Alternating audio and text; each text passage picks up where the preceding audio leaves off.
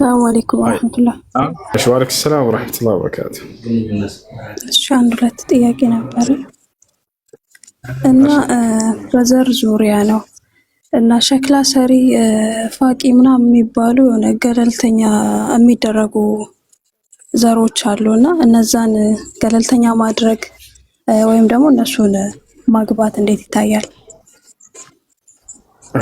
በተለምዶ ሀገራችን ላይ ሸክላ ሰሪዎችን ወይንም ደግሞ ብረት ቅጥቃጮችን የቡዳ ዘር ናቸው ምናምን በማለት ያገሏቸዋል። እነሱንም ልጆች ከማግባት ሰው ይቆጠባል። ይህ ስህተት ነው። ይህ የተሳሳተ አመለካከት ነው። እንዳውም እነዚህ ነገራቶች ከነቢያቶች ስራ መካከል ናቸው። ከሸክላ የሚሰራው ነቢይ ማን ነበር? ማን ነው? ይቅርታ፣ ብረትን በመቀጥቀጥ ተአምር የተሰጠው ማን ነበር? ወአለና ለሁል ሐዲድ የተባለው ዳውድ ዓለይሂ ሰላም ብረትንም አገራሁለት ተብሎ ተገልጿል። ስለዚህ በብረት ስራ ላይ የተሰማራ ነብይ ነበር። ከዚያ ያንን አላህ ሱብሓነሁ ወተዓላ ብረትን አግርቶለታል። ለወታደሮቹ የሚሰራላቸው ሰይፍም ሆነ ልክ እንዲሁ ደግሞ የጦር ልብሶችን ልክ እንዲሁ ቢላ ምናምን ሊሆን ይችላል። እነዚያን ለመስራት ዳውድ ዓለይሂ ሰላም እንደ ዛሬዎች መቀጥቀጥ አይጠበቅበትም። አላህ አግርቶለታል። በእጁ ዝም ብሎ ብረቱን አንስቶ ልክ እንደ ጭቃ እንደ ሊጥ እንደዚህ ያወካው ነበር። ወአለና ለሁል ሐዲድ ብሎለታል አላህ። ብረትንም ለእርሱ አገራንለት ብሏል። አንደኛ እሱ ነው። ሌላው እንዲህ አናጺ ምናምን ካነ ዘከሪያ ዓለይሂ ሰላም ነጃውን አሉ ነብዩ ሰለላሁ ዐለይሂ ወሰለም። ዘከሪያ አናጺ ነበር ብለህ ነበር። ስለዚህ እንዲህ በስራ መስክ ላይ የተሰማሩ ነበሩ ነቢያቶች። ነቢዩ ሰለላሁ ዐለይሂ ወሰለም ሰርቶ የሚበላን ሰው በጣም ይወዱ ነበር። ከዕለታት አንድ ቀን ወጣት ልጅ ነው መቶ ሲጠይቅ አዩት እና አሉት ነብዩ ሰለላሁ ዐለይሂ ወሰለም ይሄን ሰው መለመንን አላበረታቱትም፣ ጉልበት ነበረውና። ገብታችኋል? ሂድና ከቤት ገመድ ይዘህና አሉት። ገመድ ይዞ መጣ። እዚያ ተራራ ይታይሃል አሉት። አዎ አላቸው። ሂድና ከዚያ በዚህ በእንጨት ሰብረህ እንጨት ነው በዚህ በገመድ እንጨት ሰብረህ ተሸክመህ አምጥተህ ሽጥና ብላ ብለው ነብዩ ሰለላሁ ዐለይሂ ወሰለም ተናገሩት። ገብታችኋል? ሊአን የሕተጢበ አሐዱኩም ፈየቢዑ ዛሊከ ወየእኩል ኸይሩን ለሁ ሚን አን የስአለ ናስ ሰዋአን አዕጡሁ አው መነዑሁ አሉ ነብዩ ሰለላሁ ዐለይሂ ወሰለም። ከማ ቃለ ነብዩ ሰለላሁ ዐለይሂ ወሰለም አንዳቸው ሰዎችን ለምኖ ጠይቆ ከሚበላ እንጨትን ሄዶ ሰብሮ አምጥቶ ሽጦ ቢበላ የተሻለ ነው ለእርሱ ብለው ተናገሩ። አያችሁ? እና ሰርቶ መብላት ነብዩ ሰለላሁ ዐለይሂ ወሰለም ያበረታቱ ነበር። ኸይሩ ማ አከለሁ ልዓብዱ ምን ዐመል የዲህ አሉ ነብዩ ሰለላሁ ዐለይሂ ወሰለም። የሰው ልጅ ከተመገበው ምግብ ሁሉ በላጩ በእጁ ሰርቶ የበላው ምግብ ነው አሉ። ሰርቶ መብላትን የሚያበረታታ ነው እንጂ ሃይማኖታችን ሰርቶ የሚበሉ ሰዎችን ብረት ቀጥቃጮችን መሆን አናጺዎችን አያወግዝም፣ እንዳውም ያበረታታቸዋል። የእነዚህን ልጆች ለትዳር እንዳውም ተፈላጊዎቹ ናቸው። ነገ ሚስትህ የቅጥቃጭ ልጅ አግብተህ ከሆነ ብረት የምትቀጠቅጥ ቢላ ቢበላሽ ትቀጠቅጣለች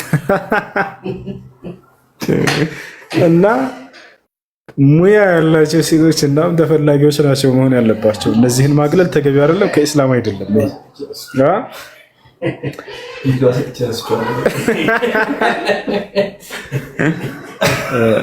አይ ጥያቄ ያለ ግጥር በአላህ በመልስልኝ። ባሌ ሀገር ሲገባ ከፈረ። ከኔ ጋር ኒካ አይወርድም? ወርዷል። በከፈረበት ቀን ኒካህ ወርዷል። መክፈሩን ግን እርግጠኛ ሆኝ። እሺ الردة تبطل النكاح هذه قاعدة من قواعد النكاح في الإسلام. እስልምና ከኒካህ ህግጋቶች መካከል አንደኛው ምንድነው? ከእስልምና ማፈንገጥ ኒካን ያወርዳል። ባል ወይ ሚስት ከእስልምና ከወጡ በትዳራቸው ላይ የዛኔ ኒካሁ ወርዷል። ፍታኝ ማለት አይጠበቅብሽም። በከፈረበት ቀን ኒካሁ ወርዷል። ከዚያ በኋላ 3 ሀይድ እስክታይ ድረስ ጠብቀሽ ዘለቀ ከሆነ የከፈረው ከበደና አግባት ትችላለሽ ማለት ነው። ሰላም አለይኩም። ወአለይኩም ሰላም ወራህመቱላሂ ወበረካቱ።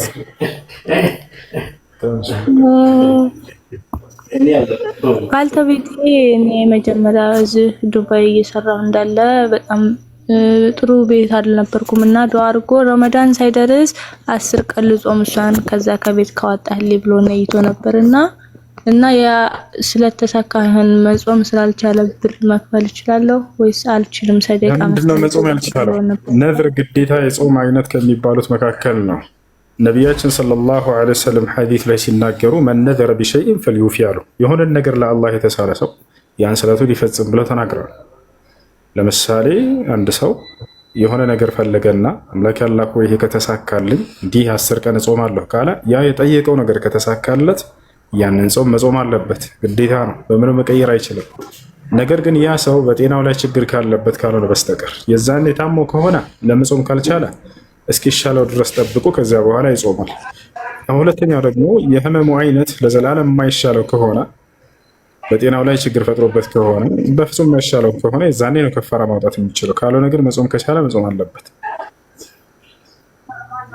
ማህራሽ እሺ ተቀለ ቀጥል።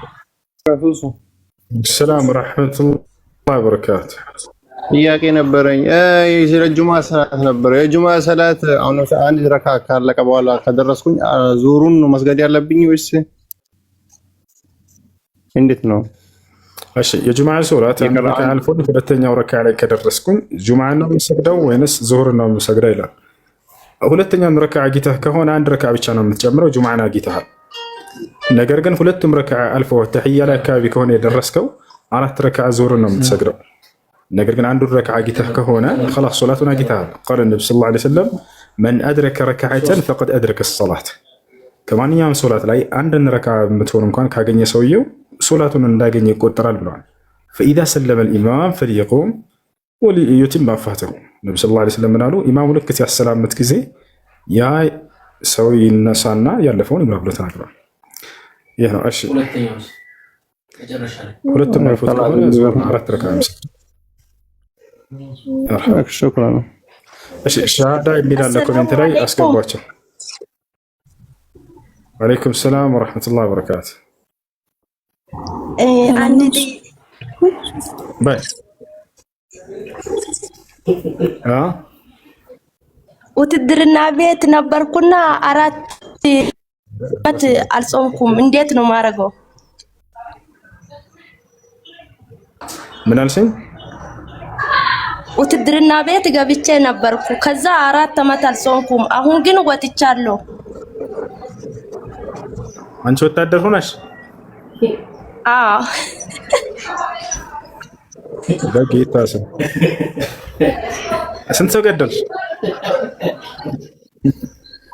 ኧረ አልገደልኩም። አንድም ተደብቀሽ ነበር ማለት ነው። ደግሞ ስትቀበይ ነበር? አይ ክፍለ ጦር ነበር። እሺ ለማንኛውም አየ በዛን ጊዜ ሙሉ አልጾምሽም፣ ለ4 ዓመት እንትን አልጾምሽም አይደል?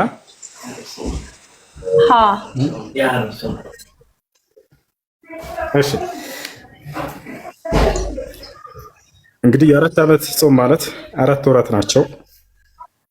ከቻልሽ እነዚህን ከሳምንት 2 ቀንም ሆነ 3 ቀን እያካካሽ መጾም። እሺ ጾሚያቸው። አሁን ረመዳን ይመጣል። ለረመዳን እንጾሚና ከዚያ በኋላ ከቻልሽ በተከታታይ ካልቻልሽ ደግሞ ደስ ያለሽ እያሳለፍሽ እያቆራረጥሽ ቢሆን መጾም ትችላለሽ። እሺ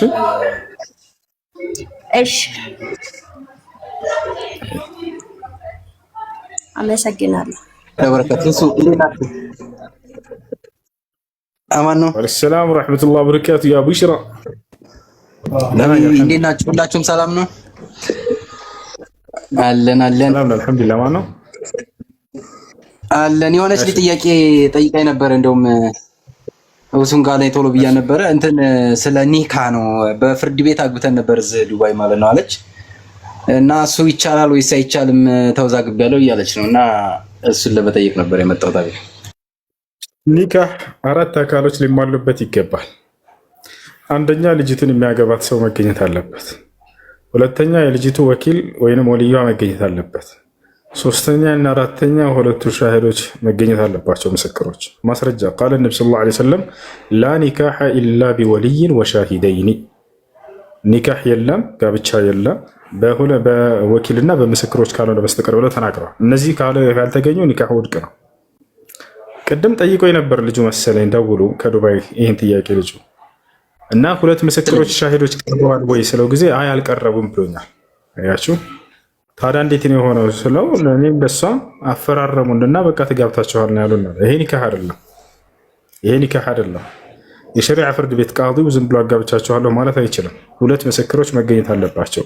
ነቢያችን ሰለላሁ ዐለይሂ ወሰለም በሌላ ሐዲስ ላይ أيما امرأة نكحت بغير ولي وشاهدين فنكاحها باطل باطل باطل بلا يالا مسكر يالا وكيلنا على مسكر نكاح جباسيت نكاحها ودكنا ودكنا ودكنا بلا سلازي نكاح ستتنا هاي نعم يا كأنك قتل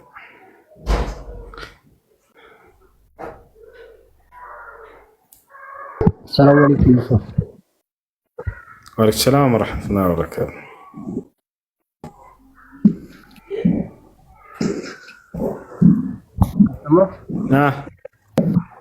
ይሰማ እኔ የምሰግድበት መስጊድ ማለት ነው። ከተሰገደ በኋላ ዱዓ ይደረጋል። መውሊድ ምናምን ያከብራሉ።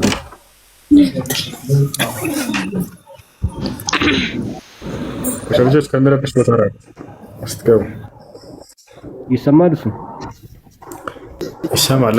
ይሰማ እዚህ መስገድ ይቻላል ወይ ነው ጥያቄ?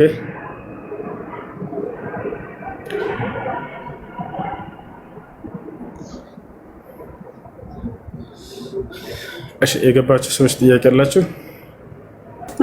ሰላም አለይኩም። አለይኩም ሰላም።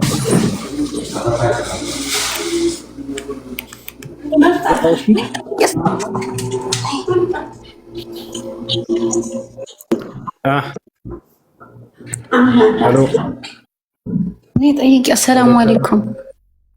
ወአለይኩም ሰላም ወራህመቱላህ። ካዲናት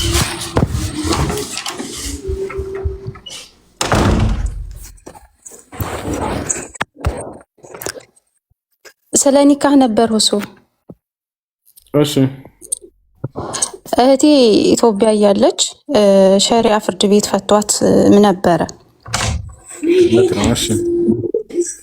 እና አሁን ያለችው እዚህ አረብ ሀገር ነው።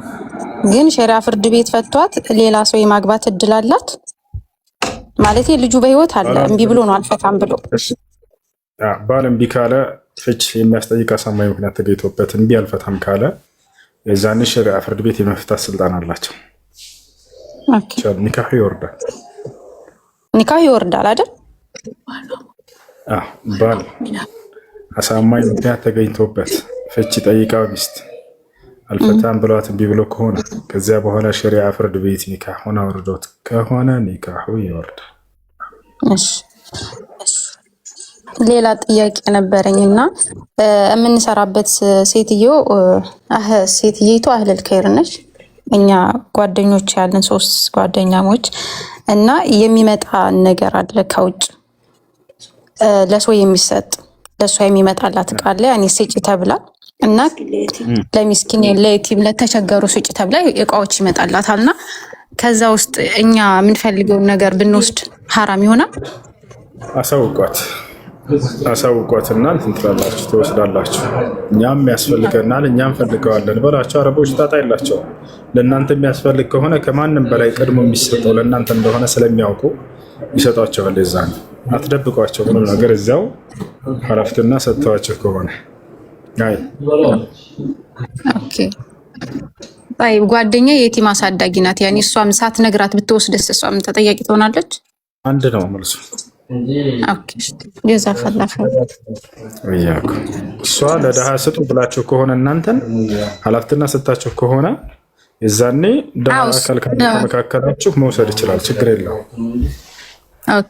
ስጡ ትልናለች። ለሚመጣ ሰው ስጡ ትላለች። ላኪን አሁን እኛም ለተቸገሩ ጓደኞቻችን ለምናውቀው ጀማ ብንሰጥ እሷን ሳንነግራት ችግር የለውም።